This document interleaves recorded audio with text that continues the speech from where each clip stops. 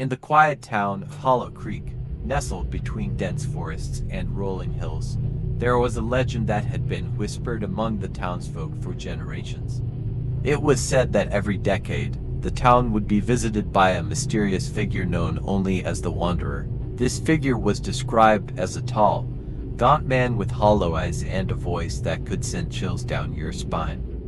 No one knew his true identity, but his presence was always felt, and his visits were always marked by a series of unexplained events. It was the summer of 1995 when the first signs of his return began to surface. Emily, a young journalist from the city, had recently moved to Hollow Creek, seeking solace after a personal tragedy.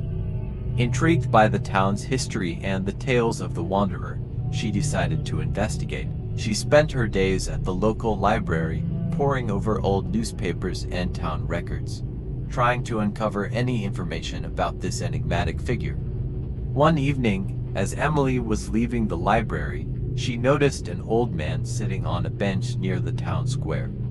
His appearance matched the description she had read about the Wanderer. His eyes met hers, and for a brief moment, she felt a cold shiver run down her spine.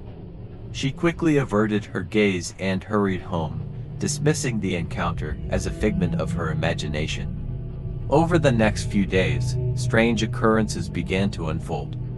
Residents reported hearing footsteps in their homes at night, even when they were alone. Pets disappeared without a trace, and eerie whispers echoed through the streets.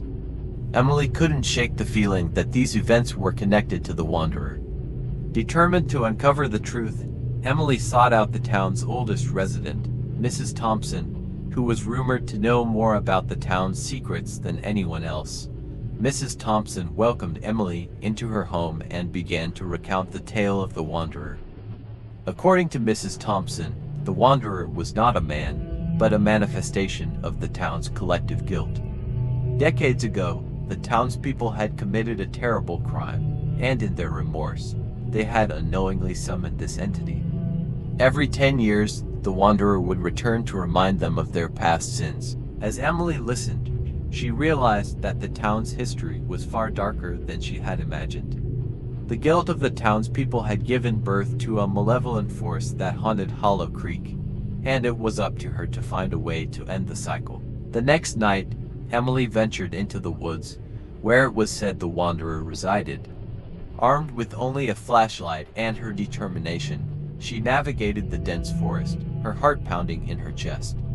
Suddenly, she heard a rustling in the bushes. Turning around, she saw a shadowy figure emerging from the darkness. It was the Wanderer. The Wanderer smiled, a cold, unsettling grin. "Everyone has guilt, Emily, even you." With those words, he vanished into the night, leaving Emily alone in the woods, her mind racing. She realized that to break the cycle, she would have to confront her own past and the secrets she had been running from. His hollow eyes locked onto hers, and he began to speak in a voice that was both familiar and foreign. "You seek to end the cycle," he said, "but can you face the truth of your own guilt?" Emily felt a surge of fear but stood her ground. "I don't have any guilt," she replied, her voice trembling. "I'm not from here." The next day, Emily returned to Mrs. Thompson's house and confessed her own guilt. She had been involved in a car accident years ago that resulted in the death of a child. The guilt had haunted her ever since, and she had moved to Hollow Creek to escape it. Mrs. Thompson nodded knowingly. "We all have our burdens," she said, "but acknowledging them is the first step toward redemption." With Mrs. Thompson's guidance, Emily performed a ritual to confront her guilt and seek forgiveness. As she did, she felt a weight lift from her shoulders, and the oppressive atmosphere that had hung over Hollow Creek began to dissipate. The next morning, the town awoke to a sense of peace they hadn't felt in years.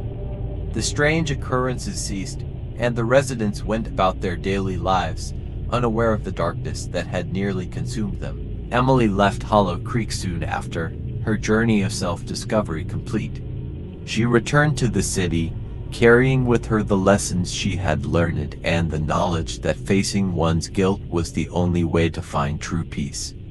And so, the legend of the Wanderer faded into history, A reminder of the shadows that lurk within us all and the courage it takes to confront them. There's an old house at the end of Forgotten Street, and for as long as I can remember, it has been the subject of whispers. It stands in eerie silence, the windows dark, as though it's holding its breath, waiting for anyone to walk up to its rotting door. No one dares to venture inside, not after what happened to the last people who tried. They were never seen again, their disappearance a mystery that never quite left the town. But I couldn't ignore the pull. The house, with its crooked beams and decaying walls, seemed to beckon me in ways I couldn't understand. Maybe it was curiosity. Maybe it was the adrenaline that came from doing something everyone else feared. But the night I decided to step into that house, I didn't realize just how deep I would sink into its horrors. It was a stormy evening when I found myself standing before the crumbling steps, the wind howling in the distance. The air felt thick, oppressive. As I pushed open the rusted gate, I felt a strange sensation crawl up my spine, like being watched from all sides.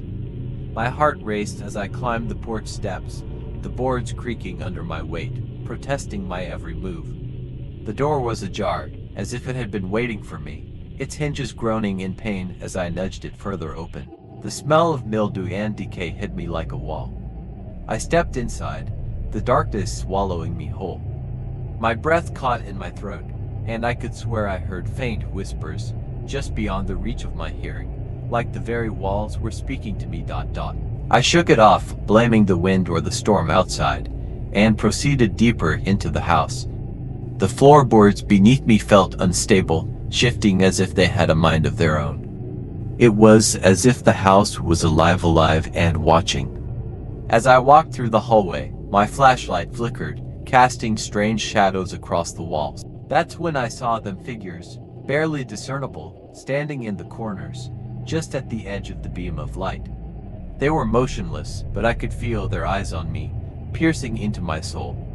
I couldn't move, couldn't breathe, the air heavy with an unnatural chill. I pressed forward, my legs trembling, unsure if I was really alone. That's when I heard the sound of footsteps behind me, slow and deliberate.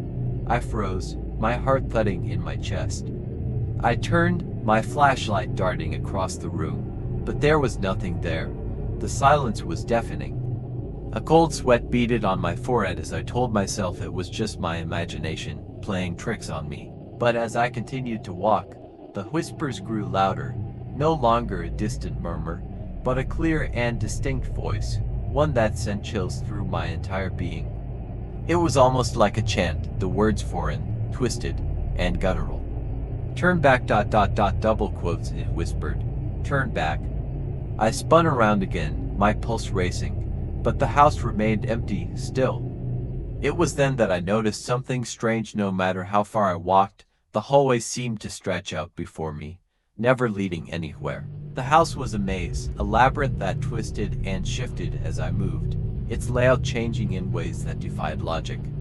I realized I was trapped. Panic set in as I turned and ran back toward the front door, desperate to escape, but the door was no longer there. The room that had once led to freedom was now an impenetrable wall.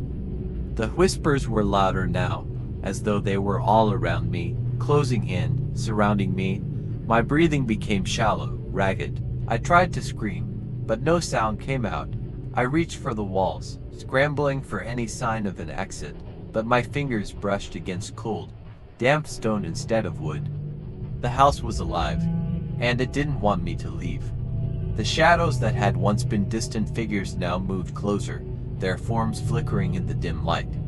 They began to take shape, twisting and writhing, like bodies trapped between worlds. Their faces their expressions twisted in agony, mouths gaping wide in eternal screams.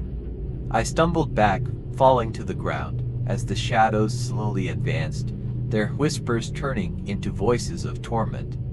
"You shouldn't have come here," they chanted.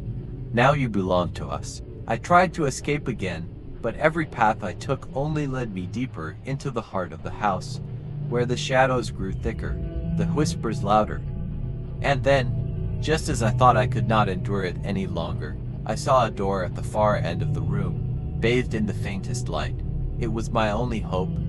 With every ounce of strength I had left, I ran toward it, the shadows snapping at my heels, their cold fingers brushing against my skin. I reached the door, my hands trembling as I gripped the handle. But as I turned it, a voice, deep and dark, resonated from within the house. "You can never leave," it whispered, and then everything went black. The next morning, the house was silent once again, its decaying facade staring blankly out over the street. The police arrived to find the house just as it always had been, empty, abandoned, with no sign of life. They searched for me, but I was gone.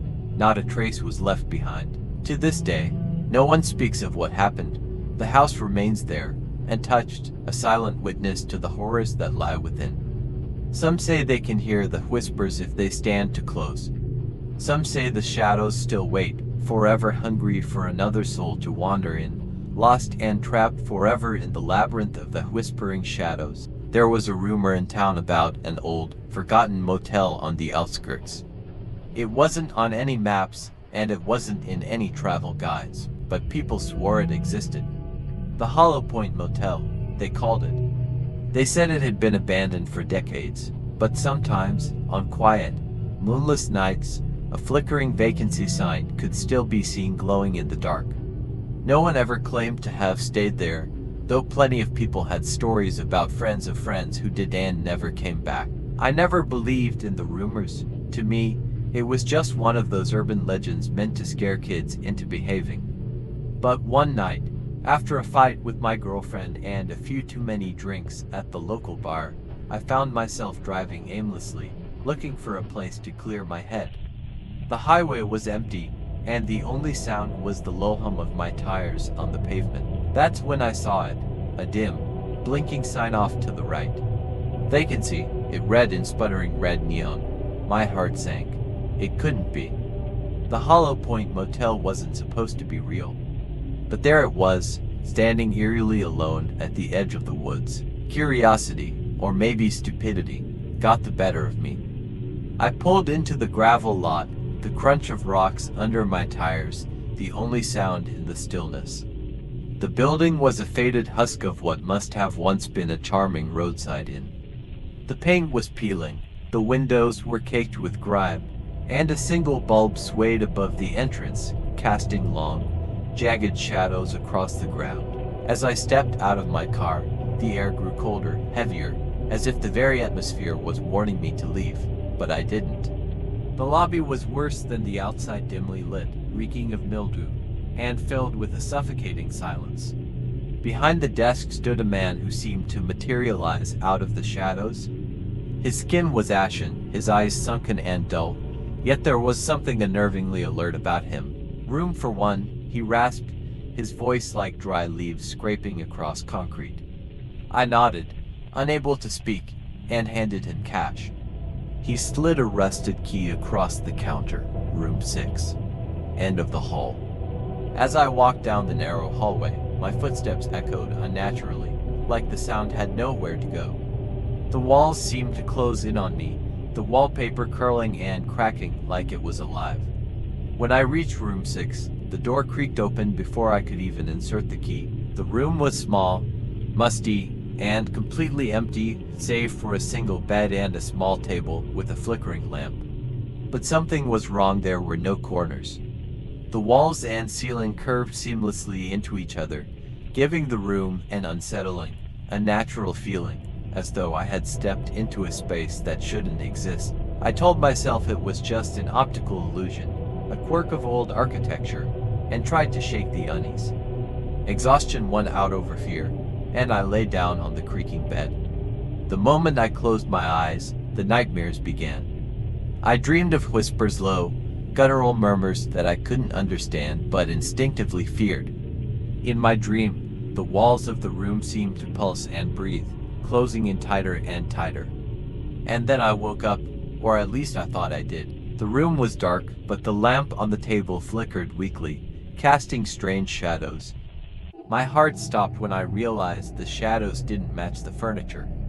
They twisted and writhed like living things, darting across the curved walls. I tried to move, to get out of bed, but my body wouldn't respond. The air grew thick, almost liquid, and the whispers from my dream returned, louder now, circling me, closing in. I could feel them cold, intangible hands brushing against my skin, pulling at my hair, dragging me down. Panicking, I finally forced myself to move, rolling out of the bed and onto the floor. The shadows recoiled, but only for a moment. I fumbled for the door, but it wouldn't open. The key was gone. The whispers were louder now, overlapping, screaming in a language I couldn't understand. And then I saw it, a figure standing in the corner, or where the corner should have been. It was tall, impossibly tall, with limbs that seemed to stretch forever, folding into the curve of the room. Its face, or lack of one, was a blank expanse of darkness, but I could feel its gaze. It wanted me. I don't remember how I got out. One moment I was staring into that void, frozen in terror, and the next I was back in my car, speeding down the highway as fast as I could. The motel was gone, replaced by an empty patch of woods. My heart was racing, and my hands trembled on the wheel. But the worst part, in the rearview mirror, I could still see the shadows twisting and writhing in the back seat. And somewhere, deep in my mind, I could still hear the whispers, promising that I'd be back.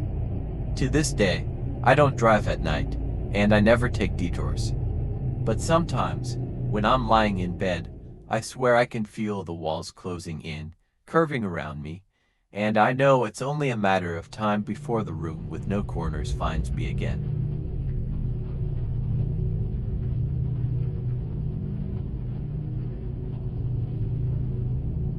I never believed in the supernatural, not until I became a night security guard at the Black Ridge Hotel. It wasn't a glamorous job, but it paid the bills, and the quiet hours gave me time to think. The hotel had a faded elegance, like a once proud monument now crumbling under the weight of time. Most nights were uneventful, just empty hallways, the hum of flickering lights, and the occasional drip of a leaky faucet. That all changed the night I discovered room 426. It started with a complaint. Mrs. Hayworth, an elderly woman who had checked in earlier that evening, called the front desk to say she heard loud banging from the room next to hers. When I checked the log, I froze. The room she mentioned, 426, wasn't occupied. It hadn't been for years. The manager, Mr. Coyle, had told me on my first day that room 426 was off limits. "It's just storage," he said, his tone sharp, leaving no room for questions. Still, a job was a job, and I couldn't ignore Mrs. Hayworth's complaint. I took the elevator to the 4th floor, each ding of the passing floors echoing in the hollow silence. When the doors slid open, a chill ran down my spine. The hallway was darker than usual, the fluorescent lights buzzing faintly, casting a sickly yellow hue. As I walked down the hall, the air grew colder, the kind of cold that seeped into your bones and made your breath visible. When I reached room 426, I paused.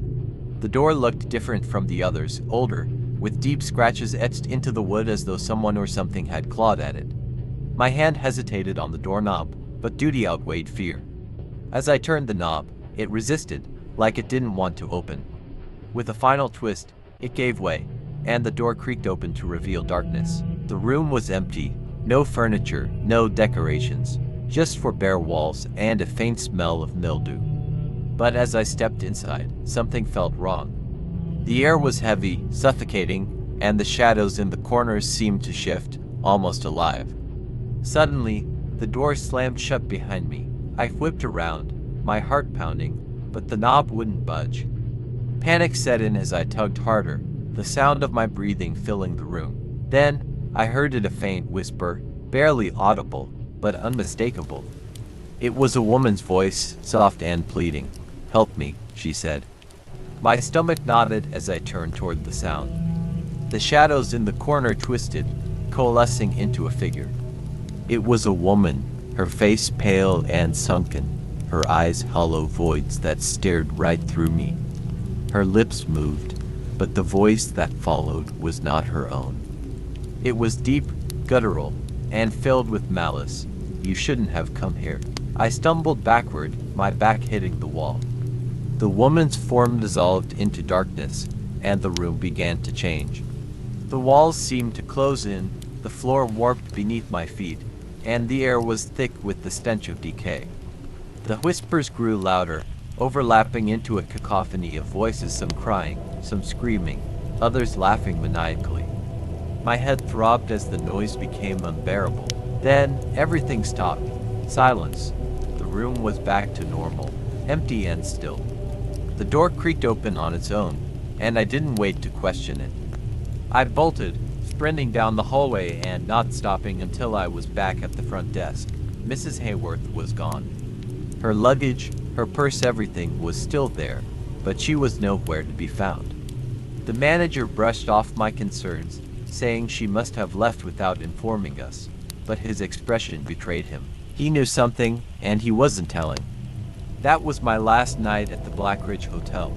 I quit the next morning, leaving behind my uniform and a hastily written resignation note.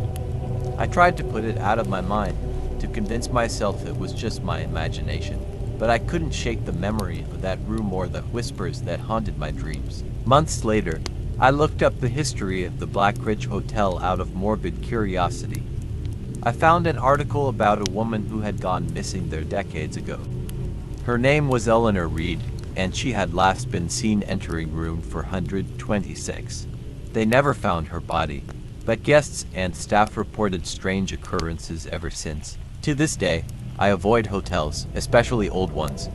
But sometimes, late at night, when the world is quiet and the shadows grow long, I hear her voice. Soft, pleading, and impossible to forget. Help me.